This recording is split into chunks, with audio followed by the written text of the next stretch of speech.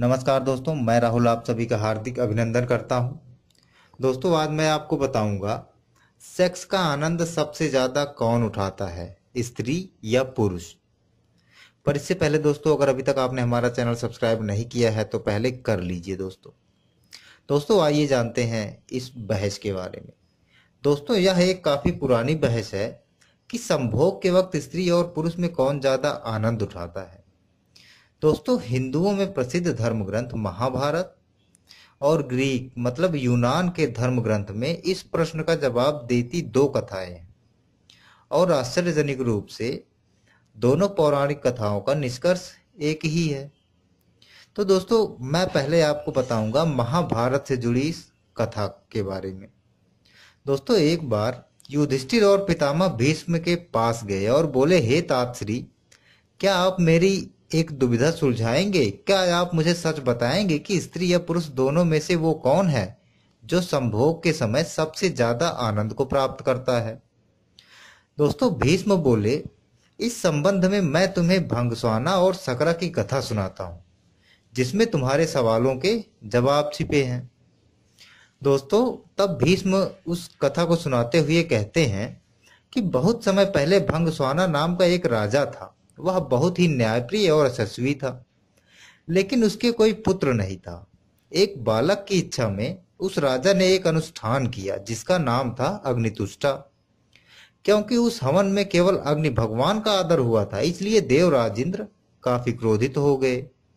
दोस्तों, इंद्र अपने गुस्से को निकालने के लिए एक मौका ढूंढने लगे ताकि भंगस्वाना से कोई गलती हो और वह उसे दंड दे सके।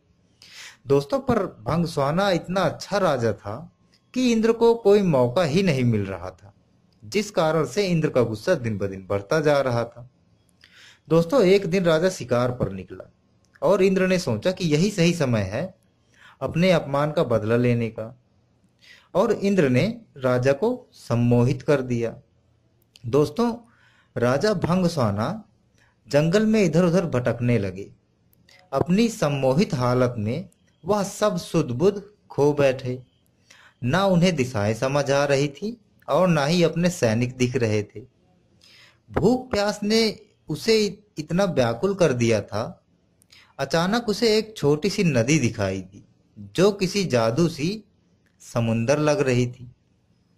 राजा उस नदी की तरफ बढ़ा और पहले अपने घोड़े को पानी पिलाया और फिर खुद पिया।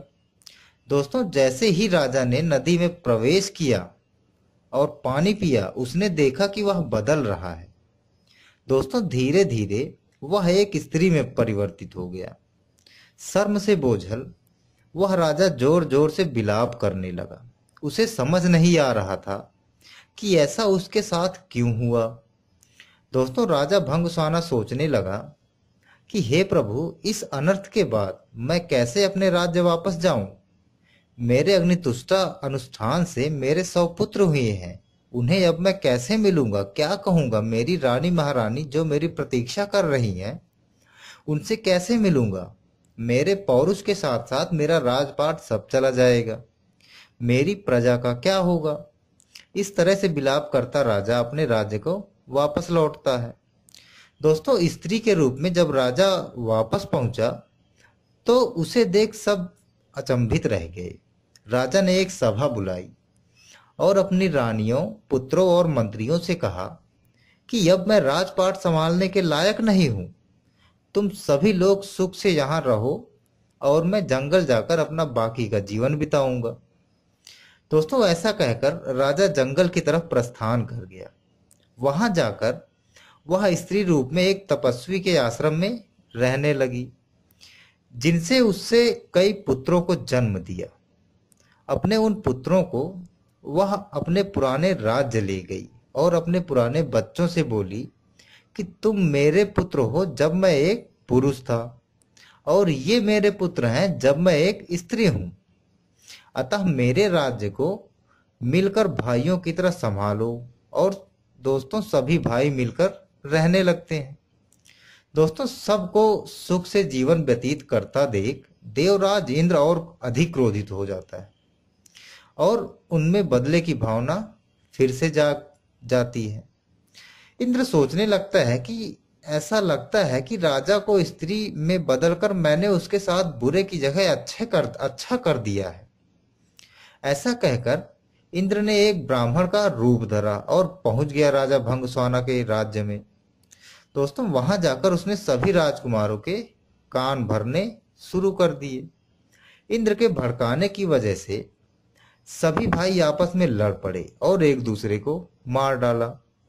दोस्तों, जैसे ही भंगस्वाना को इस बात का पता चला, वह शोकाकुल हो गया।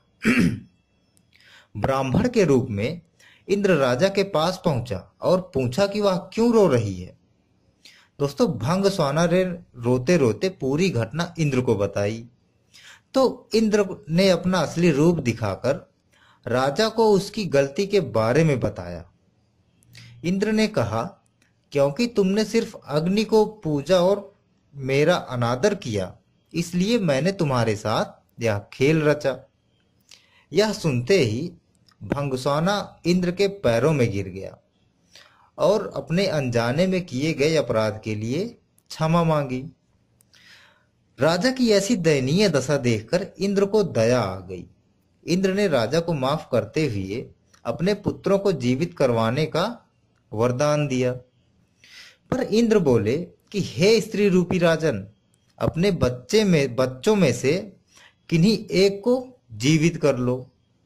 दोस्तों, भंगस्वाना ने इंद्र से कहा, अगर ऐसी ही बात है तो मेरे उन पुत्रों को जीवित कर दो जिन्हें मैंने स्त्री की तरह पैदा किया है।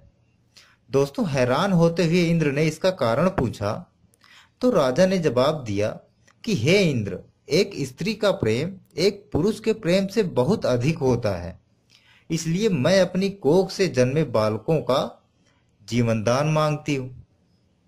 दोस्तों, भीष्म ने इस कथा को आगे बढ़ाते हुए युधिष्ठिर से कहा कि इंद्र यह सब सुनकर प्रसन्न हो गए और उन्होंने राजा के सभी पुत्रों को जीवित कर दिया। इसके बाद इंद्र ने राजा को दोबारा पुरुष रूप देने की बात की और इंद्र बोले कि मैं तुमसे खुश हूं भंगस्वाना, मैं तुम्हें वापस पुरुष बनाना चाहता हूं। दोस्तों, पर राजा ने साफ मना कर दिया। स्त्री रूपी भंगस्वाना बोला कि हे इंद्र, मैं स्त्री रूप में ही खुश हूं और स्त्री रूप में ही रहना चाहता हूं। यह सुनकर इंद्र उत्सुक हो गए और पूछ बैठे कि ऐसा क्यों राजन, क्या तुम वापस इस पुरुष बनकर अपना राजपाट नहीं संभालना चाहते? दोस्तों, भंगस्वाना बोला, क्योंकि संभोग के समय स्त्री को पुरुष से कई गुना ज्यादा आनंद, तृप्ति और सुख मिलता है, इसलिए मैं स्त्री ही रहना चाहता हूं।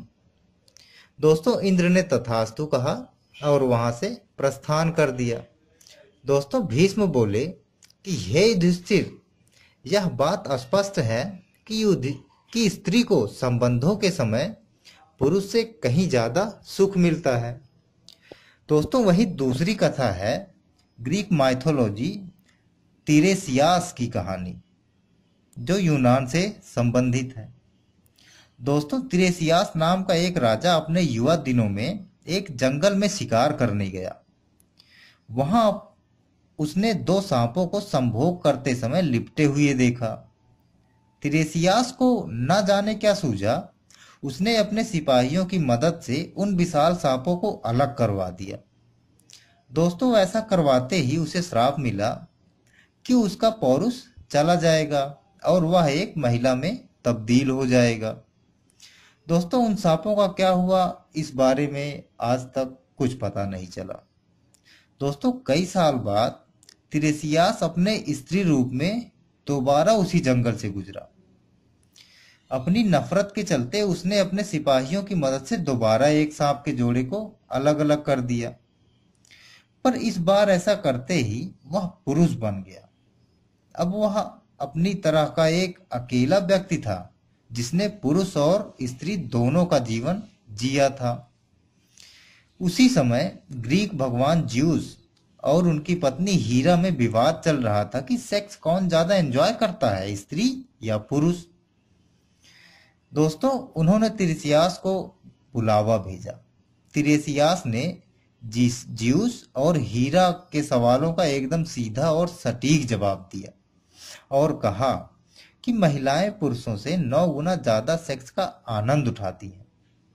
दोस्तों, इस जवाब से हीरा बहुत नाराज हो गई और उन्होंने तिरेसियास पर ऐसा वार किया कि वह अंधा हो गया।